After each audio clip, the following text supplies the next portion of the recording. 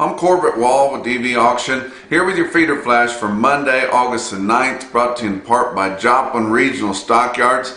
Kind of a light run here on this Monday for the regular feeder cattle auction, only expecting about 3,500 head, but with a good market, I wouldn't be surprised if they overdo the expectations there. But tell you what, Joplin Regional Stockyards is one of the most progressive auction markets in this country, and they offer, video marketing. They offer commingling seasonally there where you have a lot of small producers that want to put their cattle together. The size of the lot has more to do with what cattle bring or how they sell than anything. You think it's color, it's in there tight, but the lot size has more to do with anything. So you need to be finding a place to bunch your cattle up, and like I said, Joplin Regional Stockyards offers that commingling that they'll be doing this fall, and it's a good way for a small producer to be able to yield the kind of prices that a larger outfit with load lots can get.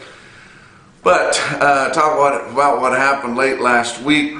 Little Willy, and I'm sure he doesn't enjoy being called that, but he's a friend of mine. He can take it. He takes it pretty good. Will Epperly from Dunlap, Iowa, was the champion of the King of the Ring Auctioneer, Livestock Auctioneer contest at Winter Livestock in Dodge City over the weekend. I was able to go out there. I appreciate the invitation from the Winter family to be involved in that contest, and I was one of the judges that they had there, and all the judges that I saw were pretty esteemed, so it made me feel good to be in the mix there. But Will Epperly is vertically challenged. There's no doubt about that. He's a little fella, but he's got a big smile, a big heart, and he's got a big chant too, and does an awful good job there. He's got a big personality, and he won that contest there. He beat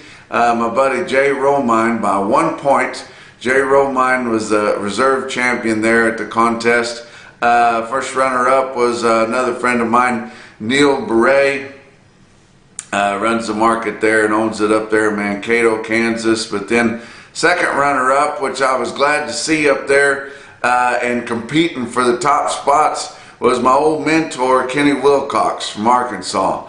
And a lot of you know that Kenny Wilcox helped me when I was first starting to want to auctioneer, and he would let me sell odds and things like that at the beginning of the sales in Amarillo and Tulia and different places. But and always was a good friend and give good advice whenever I'd ask him about auctioneering. But he's left this West Texas country quite a while and went back to his roots, and still been selling out there in eastern Oklahoma and in Arkansas and around. Sold with Superior for many years there. But it was a good contest. Enjoyed it very much. They had a huge run of cattle, mostly load lots of yearling steers right off the grass. I'm going to give you several quotes from them toward the end of the visit here today. But they also have something there that's kind of cool, which is Champion's Choice, which is the contestants get to vote on who they like the best. And my friend Jacob Massey, he actually split that award there with Sisto Paez from Portales, New Mexico. But Jacob and I, we were golfing partners there. He's from Tennessee, and he ain't worth a damn, and neither am I. But he's a little bit better than I am. But we had a big time playing golf there at Dodge City Country Club on Friday and leading up to the contest on Saturday. But just a really good time with a lot of people that are heavily involved in cattle marketing, commercial cattle marketing, and it always reinvigorates me when I go to a deal like that where there's a lot of folks and they come up and tell me that they enjoy these reports and they make them a part of their day on a regular basis, and it just gives me a kind of a shot of B12 as far as continuing to get these reports out on a timely manner and every business day for the most part. But really enjoyed my trip out to Dodge City, Kansas. Now coming back, I kind of had a rude awakening there. When I was coming back on Sunday, driving home, I got a call and we were forced to cancel the two talks that we had, the presentations I was going to give in Mississippi this week right here, and I was really looking forward to going to Mississippi and seeing a bunch of Feeder Flash gang members. We're just going to have to reschedule that for right now. This damn COVID outbreak there is the worst in the country, right in that area, and as bad as we hate to do it, just figured it wasn't a good idea to get a lot of people together, you know, in a tight quarters like that, until we kind of get on the backside of it there anyway. And we'll be coming to you to be announced at a later date whenever we get things kind of straightened out and be able to come to Mississippi and do those 2 or 3 presentations that we had planned on doing. But so I was disappointed in that on my drive back on Sunday, that we can't seem to get on the backside of this damn COVID, and it seemed, you know, it's just been taking over our lives for the last couple of years here. Then I pulled in to Meade, Kansas to put some diesel in the pickup, and the diesel was $3.30 a gallon, which might sound cheap to you guys out there fighting the battles of the fires out there in California, but it's a hell of a lot higher than what we're used to paying here. Went into Subway to get a sandwich. They don't have any roast beef. They haven't had any for several months at most of your Subway sandwiches because it got so high. You know, during the gouging that the Packers were doing, they just decided to discontinue any roast beef in the Subway shops. But the lady said that they had gotten a notice that they are going to start having roast beef again for your Subway restaurants, and they just hadn't quite got it there yet. Hell, the damn potato chip aisle was even bare because they had a strike of Frito-Lay and didn't have, you know, and you're just thinking, geez, what are we getting to, you know? What's wrong with this country? But, you know, we've got some struggles here we need to get around. This inflation is getting serious, guys. And the current administration, I got to give them credit. They're doing some good things. They're particularly doing some things to help us here in you know, in your agriculture and in your animal agriculture, and I think there's more to come on that because we've got the ear of Washington D.C. They can put pretty much anything on the president's desk and he'll sign it, so we don't have to worry about that. I think we've got some more things to come here right away, and really looking forward to using the opportunity while the iron's hot and getting some things pushed through, and I'm trying to do all I can with the following that I've got and my connections with the U.S. Cattlemen's Association and a lot of other people around the country to try to get something done about this. But I'm just a very, very, very small piece of it. But we've got some people that have a lot of pull sitting on boards and with voting power and things like that, and they're getting the leverage into Washington D.C. and there's a lot going on, and I think here within the next month or two we're going to hear a whole lot more than what we've already heard, which we've come farther than a lot of people thought we already would. But let's look at your board for last week. August live cattle futures, Monday was up a nickel, Tuesday up $1.12, Wednesday was up 80 cents, Thursday back down $1.45 and took a lot of it off, and then Friday was up 42 cents, with your August live cattle futures ending the week at $123 even. That was up 93 cents for the week, so it's good to get a gain there. October contracts ended the week at $127.87, which was up 67 cents. Look out there at April to end the week was at $140.45, and now you know why these yearling feeder cattle are bringing so much money to grab a hold and hedge off that April board. How about August feeder cattle? Monday was up 7 cents, Tuesday up 65, Wednesday up 30, Thursday down $1.55, you know, and you think, dang, we were going up all week long and then gave all of it and more back in one session. But then Friday, really strong, up $2.20. So your August feeder cattle contract ended the week at $159.85. That was up $1.68. September ended the week at $163.32, up $1.52. Your fat cattle trade Through Thursday, they had sold 71,000 negotiated cash in your 5-area feeding region on a direct basis there. And that's more than we have been having through that part of the week. And then we had some more sales on Friday. So it's going to be a decent movement on for the week. All of last week. We'll get the total movement here on Monday sometime. We'll give it to you on the next visit. But pretty decent movement. Your packers are starting to get more aggressive. They realize that these numbers are dwindling of market-rated cattle, especially in the north, and especially your best quality cattle, which is the ones that they want the worst, and starting to get more aggressive. And our cattle sellers, the few of them that we have that still sell negotiated cash, they need to really, use this leverage that we've got right now. Your highest price was paid on Friday, and it wasn't too awful bad through the week, but your live sales of steers and heifers negotiated in your feedlots last week was $1 to $2 higher, from 118 to 126. I realize that's a widespread, but that's Southern Plains up to Northern Plains. Northern Plains running at a pretty good premium still. Your weighted average on live steers negotiated in your 5-area feeding region, 123.69, and that was more than $2.50 higher up through Thursday than a week ago. Dress sales, steers and heifers, buck higher mostly, from 196 to 202. Weighted average on dress steers, 198.18, and that's up 75 cents or about through Thursday, and then we'll add some better sales here on Friday, and that was another shot in the arm.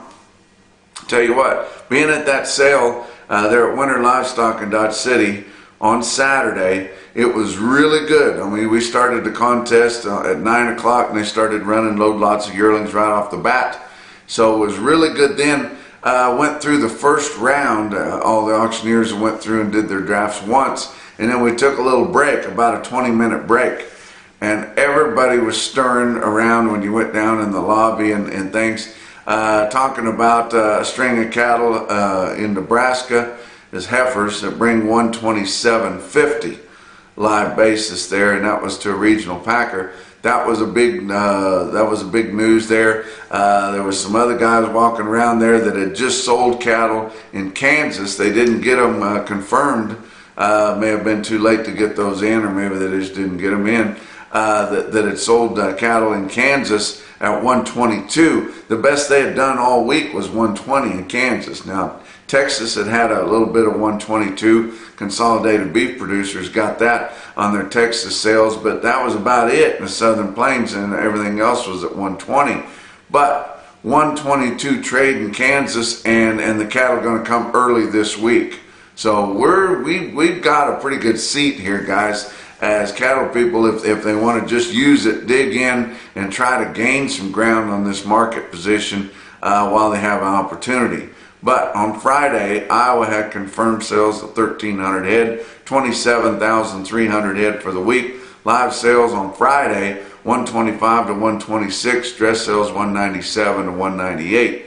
Nebraska, 3,900 head confirmed, 31,800 head for the week. Your live sales just happened to be all heifers that they had confirmed, from 123 up to that 127.5 that I told you about, and that was one particular long string of cattle there, and it's going to prop up your weighted average price pretty significantly, I think, here at the end of the week. And like I said, I'll give that to you on our next visit. The dress sales they had in Nebraska confirmed on Friday were 198.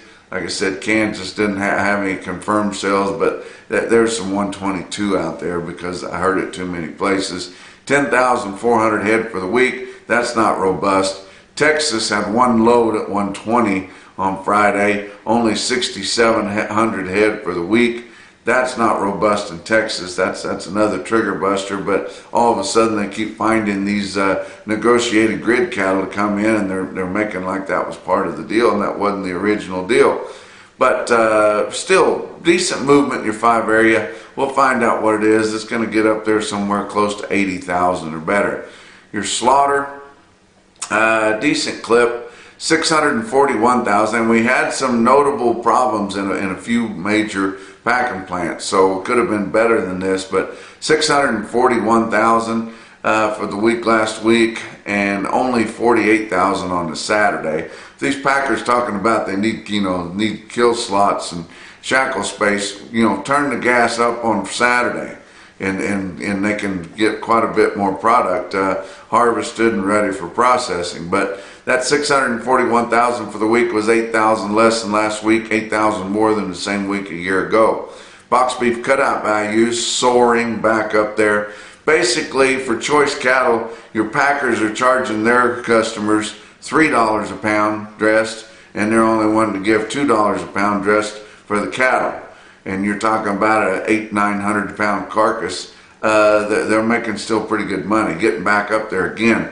But you look at your weighted average for all of last week's sales, choice cuts, $289 even. That was up $16.11. And at the end of the week, we were all the way up to about $296 and a quarter. So that's definitely going up. Weighted average on all of last week's select sales, $270.58. That was up $15.18.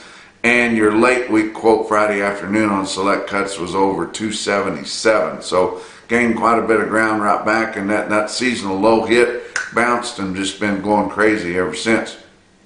I want to talk to you about another sponsor we have here on Feeder Flash, and I've mentioned them one other time.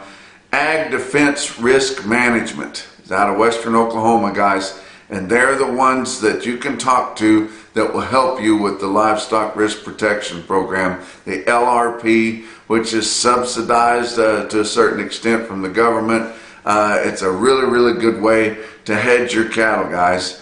And it's not as dangerous and not as confusing as some of you might think the Chicago Mercantile Exchange program is, especially when you get into the options and different things like that. But LRP is a good program. You can get hooked up with Ag Defense Risk Management. They even send out an update twice a week that tells you where you can get a price to lock in and how much it's going to cost you to get that.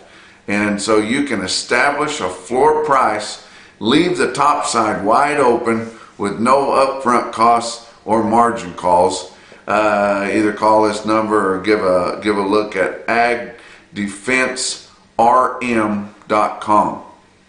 Got your feeder cattle market in the week. Your real-time index on DV auction ended the week at 155.61. Had a couple of soft days there at the end of the week, or had a couple of off days there on the weekend like usual, and caught right back to just past your CME cash feeder cattle index by 6 cents a hundred. So that's a really, really good indicator there. That's what you need to be watching as a precursor for your CME cash feeder cattle index, is your RTI there. Let's talk about the big sale that I've been talking about since I started this report. Is the King of the Ring special at Winter Livestock, Dodge City, Kansas, with their Wednesday receipts and then the Saturday receipts, about 13,500 head. They had over 8,000 there on Saturday, and that was a steer day, yearling steer day. And I looked on Cattle Market Central and pulled out your best tested weights, which is your 800 and 900 pound steers, of course. Well, they ended up being 3,455 head of 8-weight steers in Dodge City on Saturday. They had a weighted average weight of 859 pounds and a weighted average price of $154.38. That's the marking on an 8-weight steer there, right off grass in that part of the country. 2,416 head of the 9-weight steers averaged 946 at 148.81. Several of your big quotes here, but I pulled out 3 of them that kind of give you an idea what your best quote would be in these weight groups. 66 head, 752 pound steers in Dodge City on that special bring 168.50. Another load, 61 head, 8-weight steers that were weighed 874, individual quote at $160, that close to 900 pounds. And then 53 head load, 921 pound steers bring $158. All those very, very impressive. How about another quote from Fairview, Oklahoma, Fairview Livestock Market? 167 head there on Friday, averaged 841 pounds at 156.75. But the best quote that I saw anywhere late in the week, up on the Yellow Brick Road, Burwell Livestock Market, Burwell, Nebraska, 78 head of steers weighed 732, bring $171. And that's your feeder flash for Monday.